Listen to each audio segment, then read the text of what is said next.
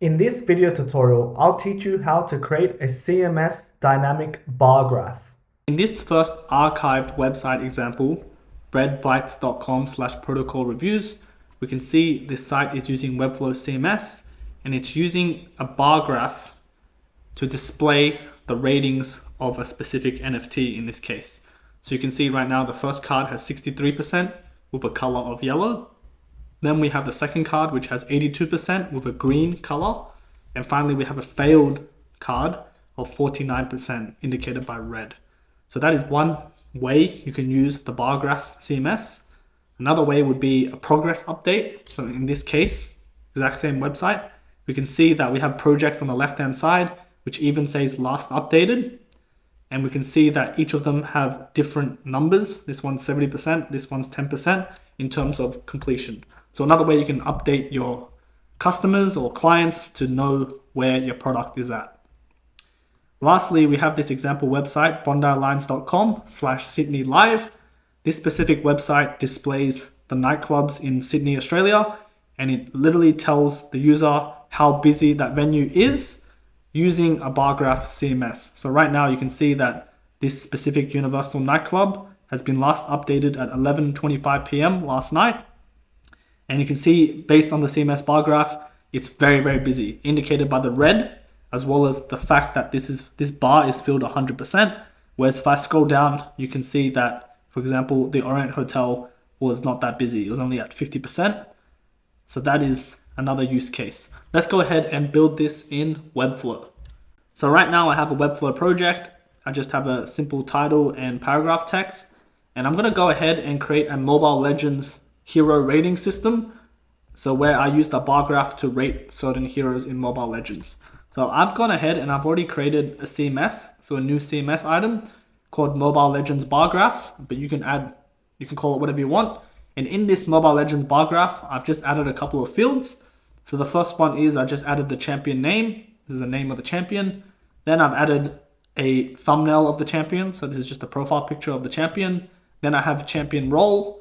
Then what's most important is I've added a field called number right here. And I've actually made it so the minimum number is 0 and the maximum is 100. And I've called this field percentage number. And this is what we're going to use to manipulate the percentage of the bar. Then below that, I've also added a color of the bar. So this is a color swatch where we can also indicate what color the bar should be. So let's go an example one CMS item that I've created. Let's go into Diggy. So Diggy is a support champion in Mobile Legends for whoever plays it. And right now you can see that I've added the name Diggy. I've added the image of Diggy. I've added the role, which is support. And I've also added the percentage number of 20%. So I'm going to call this bar graph like power level. And I'm going to say Diggy is only 20% power level. And this is indicated by a color, which is red. And in contrast, if we go to a different champion like Yoda right here, Yoda is a mage. I'm going to go ahead and change the percentage number from 150 to 100%. So this is the max bar. And of course, I'll change the color of the bar to be like green, for example. And you can tell that this is a very strong champion. So let's go ahead and go into Webflow and let's build this out. So the first thing I'm going to do is I'm going to go ahead and just add a collection list inside my wrapper or my container. I'm going to go ahead and source out the Mobile Legends bar graph CMS that I just explained earlier. And then in the collection list, I'm going to call this CMS list. And I'm going to go ahead and put this to flex. I'm going to put this to vertical. I'm going to go ahead and just set some spacing to the rows just so everything has some breathing room. I'm going to go ahead and put 18 pixels. From here, what I'm going to do is I'm going to select collection item. And I'm going to go ahead and add a div block.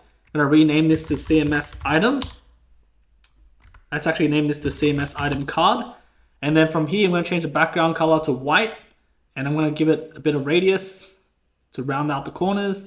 And I'm also going to give it a border of 1 pixel black. And I'm going to go ahead and just put a bunch of padding throughout, just so you can see what's going on. And then from here, I'm going to go ahead and add a grid. I'm going to delete the bottom row layout. And I'm going to rename this grid to Mobile Legend Grid. And then from this grid, I'm also going to go ahead and just move the first column to be taking up a bit less space. So maybe like right here. And then I'm going to go ahead and just add an image. And in this image, I'm going to pull in the thumbnail of the champion. And I'm going to go ahead and just give it a class of Mobile Legends image. And I want to go ahead and give this a radius of 50 viewport width, so it's rounded. Then finally, I'm going to add another div block into the second column of the grid that we just created. And I'm going to give this a class of card Mobile Legend item. And then from here, I can go ahead and just add a heading. And maybe I'll put this to heading 3. And I'm going to go ahead in this heading 3, I'm going to pull in the name of the champion. And I'm going to go ahead and add a text. And I'm going to go ahead and pull in the role of the champion. And I'm going to go ahead and give this a class of role P. And I'm going to go ahead and just make this a bit bigger, maybe 18 pixels, maybe change the color to like a dark green, like this. I'm going to go ahead and just move this above the title. And in this heading 3, I'm also going to give it a title of Mobile Legends title. And I'm going to go ahead and just make it a bit bigger, maybe 32 pixels. And I'm going to go ahead and get rid of the margin at the top. And I'll just leave the bottom margin to be 8 pixels. So you can style this however you want. But the most important part is we're now going to add the bar graph, the dynamic bar graph. In order to do this, I'm going to go ahead and add a div block and give a name of bar graph, bar-graph wrapper. And inside this bar graph wrapper, what I'm going to do is I'm going to go ahead and put the width to 100%. I'm going to put the height to maybe 32 pixels. And I'm also going to round up the corners to 50 viewport width. And I'm going to change the background to maybe like a light gray so you can see the bar. And maybe I'll also add a 1 pixel border just so you can really see it. And I'll put a top margin of 24 pixels. And right here with the card ML item, I'm just going to go ahead and put flex, vertical, and just center align. So everything's down to the bottom. And right here with the grid, I'm going to go ahead and just add a bit more space in the column, maybe 42 pixels. And that's it. So we have this bar, and maybe what we can do is we can just add a text block above the bar. And this text box would say something like power level with 2 columns, dots. So it just indicates what this bar is. And going back to this bar graph, we might want to just get rid of the top margin and just add a bit more margin at the bottom of the title. Maybe move it back to 18. And that's it. So now we have the role, which again is a bit too big. So maybe I'll change it to 16 pixels and put a bit of margin at the bottom of 6 pixels. But that's it. So we have the role of the champion with the champion name. We have the champion profile picture. And now we're going to add the power level. So with the power graph wrapper, what we can do is we can actually add a embed. And we're going to write some custom code. So what we're going to do is we're going to add a div block. And we're going to do style equals quotation mark. Then we're going to put this to be width dot dot, and temporarily we're just going to put this to 30 pixels followed by a semicolon to end it. Again, I'll have all this code in the description of the video, but if you guys know how to write code, this should be very straightforward. So on top of width, we also want to add a background color. So we'll just put background, and then I'll just put red for a temporary, close it with a period, and then I'm also going to add a height, dot dot 100%, and close that. And then now I'm just going to close the div block. So I'm going to do this, and then type in div. This is all very standard stuff. I also forgot the quotation mark.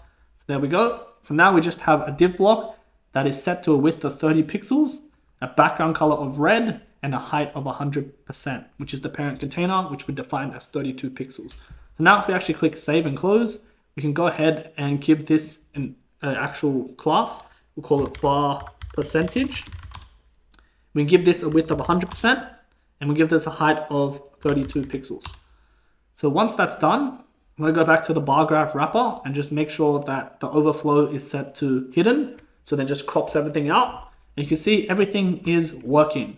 But the only thing that it's not working is that we have to make this dynamic.